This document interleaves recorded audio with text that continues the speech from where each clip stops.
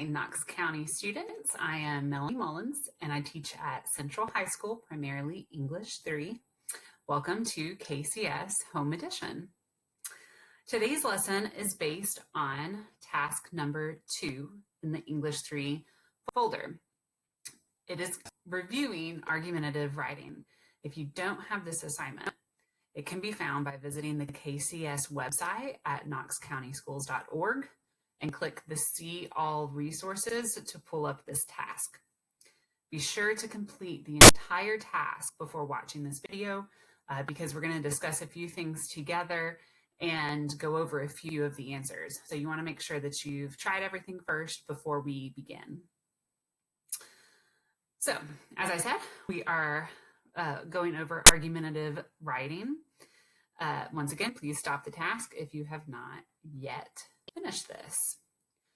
So let's get started. The learning goals for this lesson is mainly to draw evidence from informational texts. You're doing this to support your analysis of the argument, the use of argument.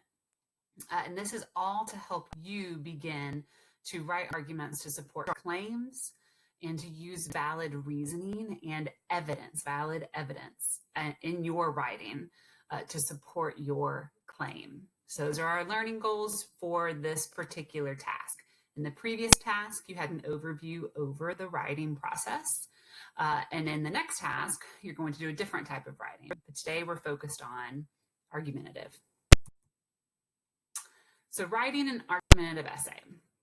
What we're going to read today is a little bit different than how you may have seen argumentative analysis in your English classes. We're actually going to focus on someone else's claim and how they use counterclaims to support their initial claim. We're also going to look at what type of relevant evidence the author uses. And the whole point is to anticipate the audience. So the argument is a two-way conversation between the person who has their claim and their audience. And so we're also going to think about who is the audience for this particular text. So before reading, you may have jotted a few of these down on your paper, and if not, that's okay. We can just think about them and talk about them here for a second. So debate and argumentation is important in many different careers and fields. A lot of times we think about argument being solely for lawyers or politicians, but you actually use argument in your day-to-day life. So I don't want you to just think about rhetoric as something that lawyers and politicians use. Instead, think about a time that you've made an argument. Generally, we're going to think of something that is a topic worthy of debate. We're not thinking of just you trying to convince your parents if you can go to the movies or not, even though that's still using argumentation and rhetoric. So this question asks you to think about a time in class when you had a debate. Were you able to understand the point of view well enough to respond with a rebuttal based on logic and reason?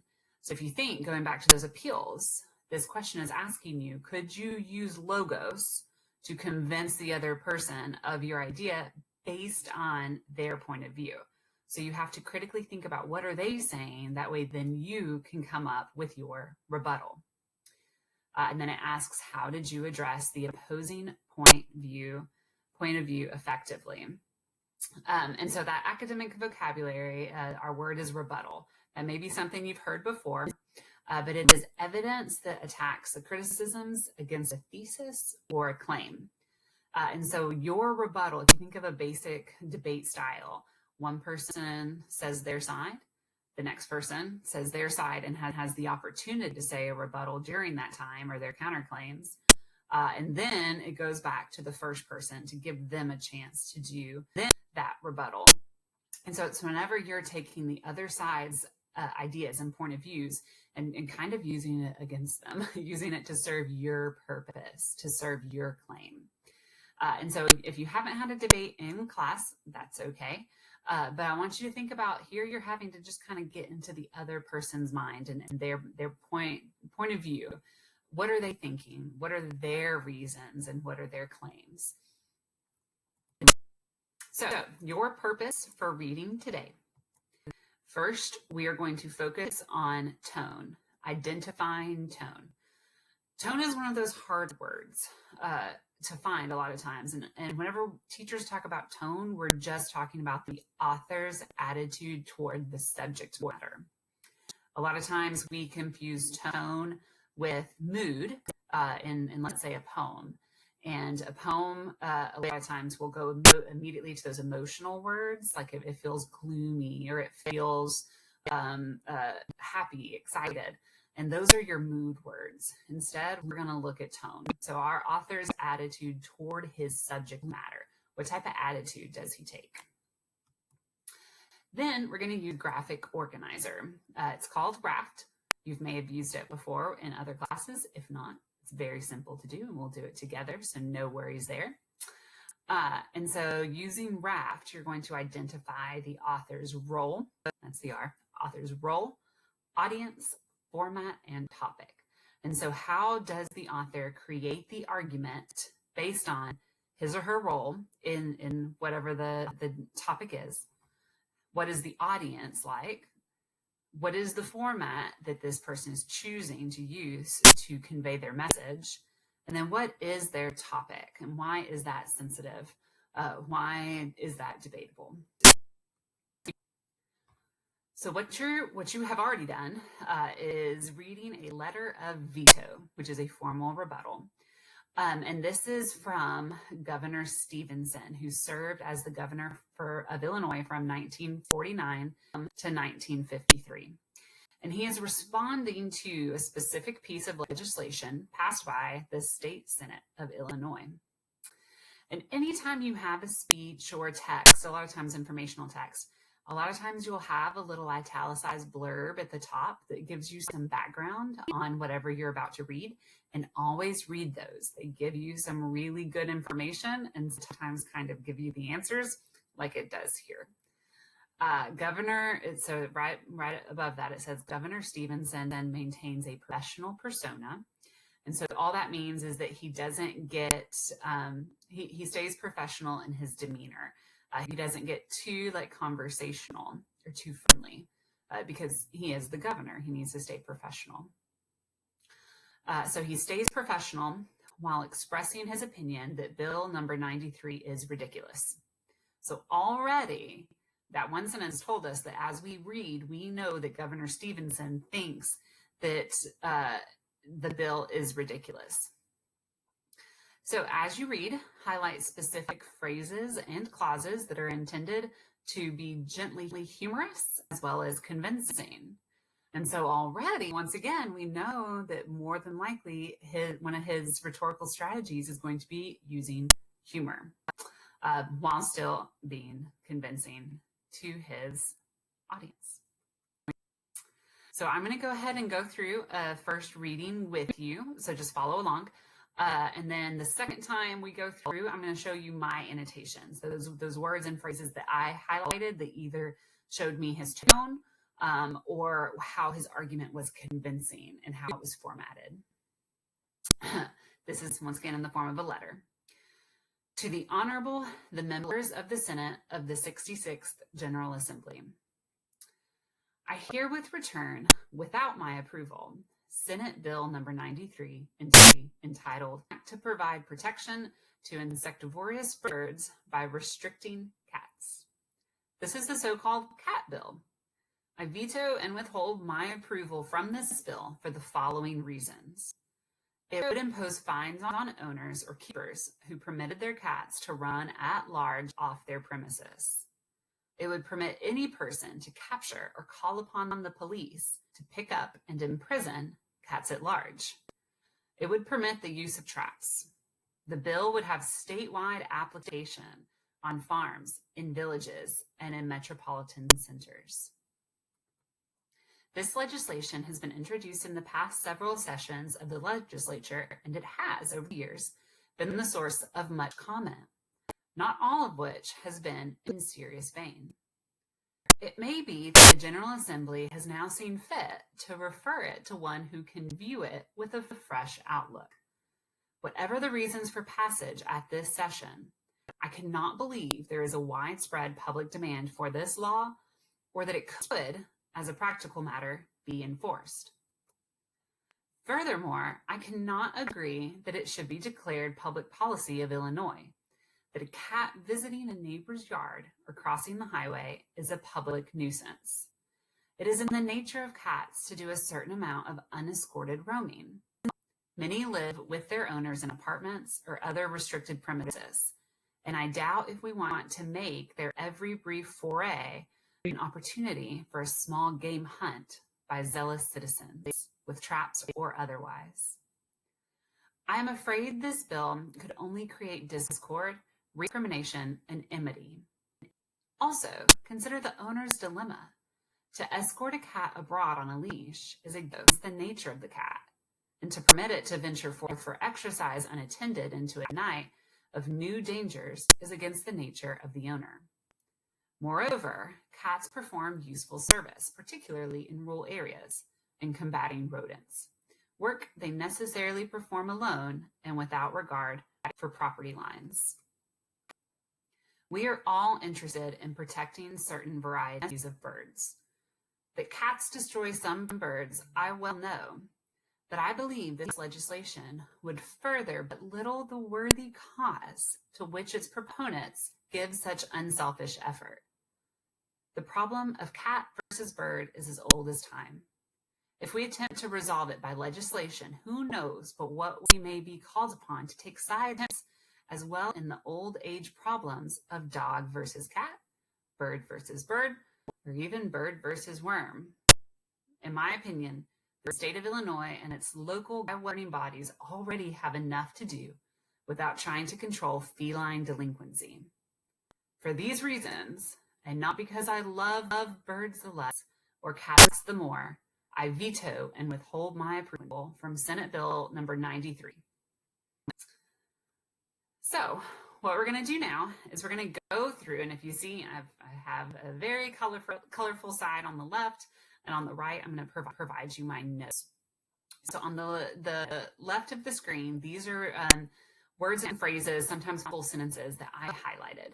That I thought were interesting, that may end up helping with my overall analysis of the letter.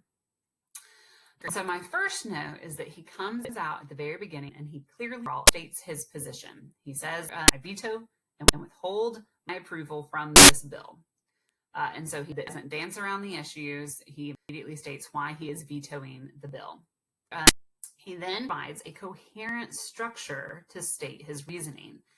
And so once again, he doesn't kind of like beat around the bush. He gets straight to it, saying that this is why I am vetoing this bill, because obviously it passed in the Senate, which meant that people thought it was a good idea. And so he's going to have to really convince the Senate as to why he said it. So he comes out here, clear position, clear reasoning.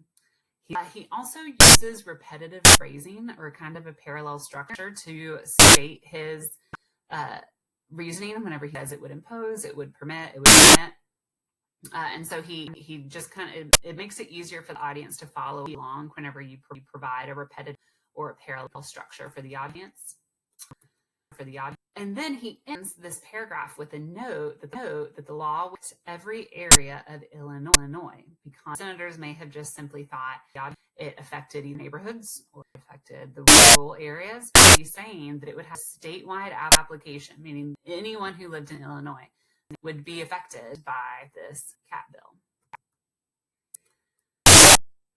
And after he states that, he begins with a serious, matter-of-fact tone when he outlines the background of the bill. He says that there have been several sessions in the past where people have debated over it, and a lot of people have given it a lot of thought, and that maybe now it is time that someone else has a fresh outlook on it. And so at this point, he's still being fairly serious with what he's saying. He goes on to say that he cannot believe there is widespread public demand, meaning this is something that maybe just the senators are coming up with and haven't talked to their constituents necessarily.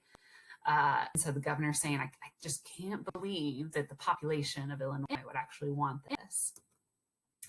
And then he says that it couldn't really be enforced. It would be almost impossible to enforce this law because cats roam the entire state, and the police have other things to do other than to police the movements of cats. Then I have just a little bit of vocabulary outlined for you. In this paragraph, he uses quite a few new words that you heard before, but maybe not know exactly what they are.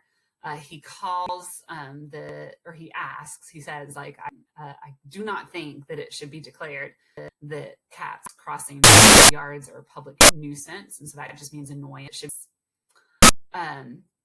Then he goes on to say that I doubt if we were to make their every brief foray an opportunity. And so foray is like an attack if we're talking like in a military sense, or it can just be like a new adventure or a new activity to do. Make their every brief foray an opportunity for a small game hunt by zealous citizens. Zealous means passionate citizens. And so that just kind of gives us the image of or public own neighborhood people going around in camo and hunting down cats, which is kind of an absurd image. And then he ends it with saying, I'm afraid this bill could only create discord, recrimination, and enmity, which is saying that all we're going to do is mess up neighborhoods and neighbors here if we do this. It's going to create more disagreement than there was before. And so this is where we get his tone lightening and becoming humorous with his phrasing and his word choice. He's starting to talk about the cats in more of a ridiculous, absurd way, and that they're unescorted roaming. He's starting to apply more people terms and people characteristics to the cats. Then he goes on to use another humorous example to show the law's absurdity. We're talking about escorting cats on a leash. We all think that that's a pretty humorous image, even though I guess some people do have leashes for cats. But then he contrasts that, because once again, keep in mind, he's not just trying to be a comedian here, he's trying to be convincing. And so he contrasts that with some logical reasoning, saying that cats perform a useful service. They're important animals. They combat rodents, especially in rural areas, but also in neighborhoods. And they are not going to worry about whether it's their own property or not. They will, kill them out wherever they are. And so he kind of goes back a little bit to his logical reasoning there. Then he brings his opponents and opponents to common ground when he says we are all interested in protecting certain varieties of birds. Because the proponents of the law obviously want these birds protected and the cats punished. And so he uses that common language to bring them together. And he acknowledges the other side. He validates the other side by saying, I understand that the cats do destroy some birds. But then he goes on to use a logical fallacy, which is to reduce something or an idea to the absurd. So he says the problem of cat versus bird is as old as time. If we attempt to resolve it by legislation, who knows but what we may be called upon to take sides as well in the age-old problems of dog versus cats, which means like if we choose on this legislation, then in the future, we may have to choose between the dogs and cats. Or birds versus birds. Who says one bird's more worthy than the other? Or even bird versus worm. How are we going to choose there? And so he's using logical fallacy there while still being humorous to say that this is just absurd. We don't need to be doing this. Then he goes on to say that the Senate already has enough to do without trying to control feline delinquency, which once again is another interesting word to use, delinquency there, because it's applying a human trait to a cat. Enough. And so he says there are more pressing matters. And so then he ends it with, for these reasons, and not because I love birds the less or cats the more, I veto and withhold my approval from Senate Bill 93. So he humorously states that he's not necessarily taking either animal's side. He's not saying the vetoing because I love birds less or cats the more. It doesn't matter which one. So there he's kind of saying, I don't care about birds or cats. We need to get on to some more serious business here, guys. And then he concludes his message by summing up his position once again for the governing body, saying, I do veto this bill. So you have, again, after reading, this is where we're going to do our raft strategy, where we're going to talk about the relationship between the author's role, the audience, the format, and the topic. So first, author's role. The writer is the governor, and it is his job to veto bills that he thinks are unenforceable, unfair, or right, silly, which in this case, it's all three. And so his role is to explain why he doesn't support the bill without offending people. Because keep in mind, this bill had already passed, people had already voted for it. And so his role was to try to figure out a way to state his reasonings without making either side mad. His audience is the Illinois Senate, but because the Senate was representing the body of people, then really the veto is a public document to the audience, to the wider public. And so really the audience is all of the people, all of the citizens of Illinois. So once again, he's having to make sure that he's bringing his proponents and opponents of the bill together. The format he chose to use is the form of a letter. If he were making to a speech, it would be probably a little bit different of a format. He may have used a little more clear logic versus like the humor, or he may have used more humor if he were actually verbalizing a speech versus the letter. Topic, this is restrict the movements of cats in favor of protecting the lives of birds. That's what I was talking about, which once again is just kind of a ridiculous topic to begin with. So that is our raft strategy. So all four of these components work together to craft the overall argument. So check your understanding. How would you categorize the tone of this letter? If we go back and look at the things that I highlighted or that you highlighted, we probably would have come up with humorous, as it told us in the back information. But he's using wit and humor to amuse the opponents, meaning everyone who voted against the bill because they agreed it was absurd. He's wanting to amuse them and like make them chuckle, like, ha, that's funny. And he's wanting to convince the proponents of the legislation that it would be possible to vote and unfair to cats and cat owners. Then it asks, why did he choose to approach this topic with this tone? Why is humor effective here? And what is the intended effect of the approach? And here we have humor uses hyperbole, which my head's cutting off a little bit right there. Humor uses hyperbole to create a comic effect and to underscore his reasoning.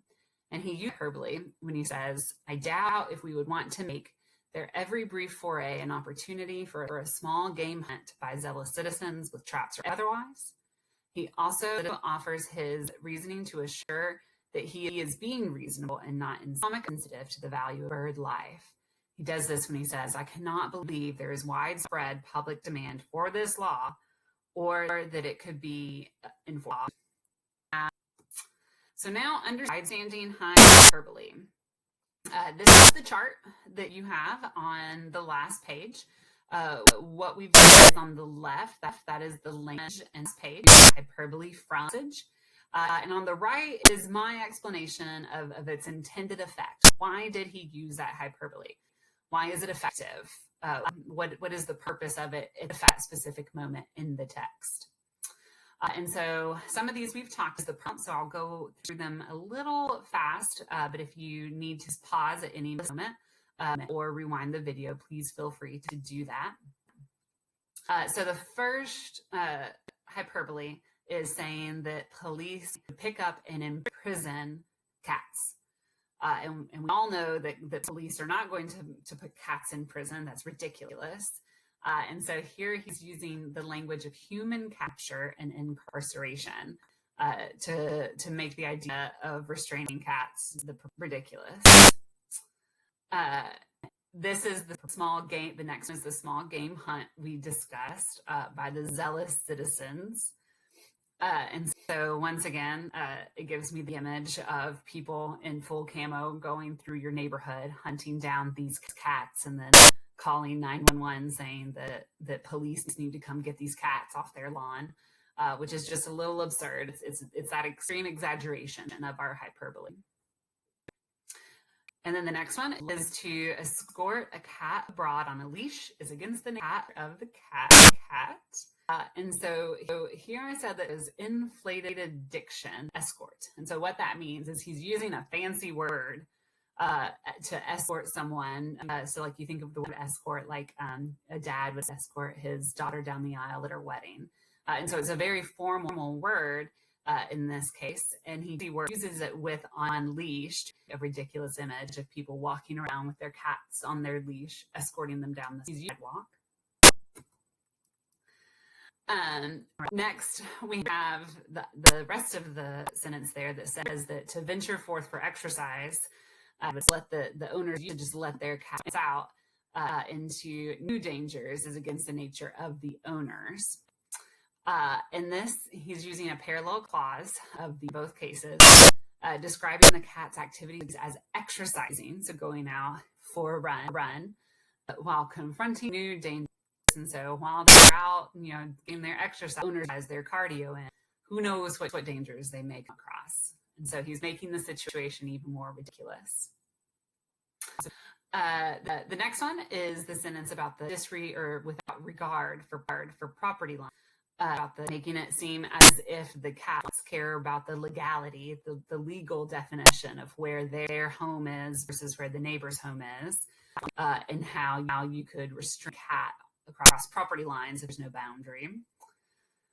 The next one here, this is where we talked about how he reduced this argument to absurdity, where he takes cat versus bird, and then reduces it down even further and reduces it down even further to argue how ridiculous it is for us to choose between cats and birds in the first place. And so then once again, we have a bit of inflated diction whenever he says feline delinquent argument, which we best at in our annotations, thinking of restraining cats. Reduce it. And then the last one is reasons, and not because I love birds or cats the more. Excuse my lowercase I there as I was typing. I must have missed that. And he ends with just a balanced sentence for that effect at the very end to show that he's completely impartial. It's not that he likes more or birds more. It doesn't matter. Basically, it doesn't matter. That's what he's getting to here. And so to sum up his organizational structure, he begins with his clear claim. He identifies his reasoning. He provides background on the topic, and as he's doing that, he begins to establish his humorous tone. He provides counterclaims and rebuttals to the other side's position, to their point of view, and then he summarizes his position there to conclude his argument. So, like I said, thank you for participating in KCS summer edition. And if you need to rewatch the video, please feel free to do that. I know we covered a lot of ground in a short amount of time. So be sure to go back and check your answers or check your responses, talk through it with someone living in your home if you have time, other questions. And I hope through it with all are staying safe and well, and that we will see you to go. Bye, guys.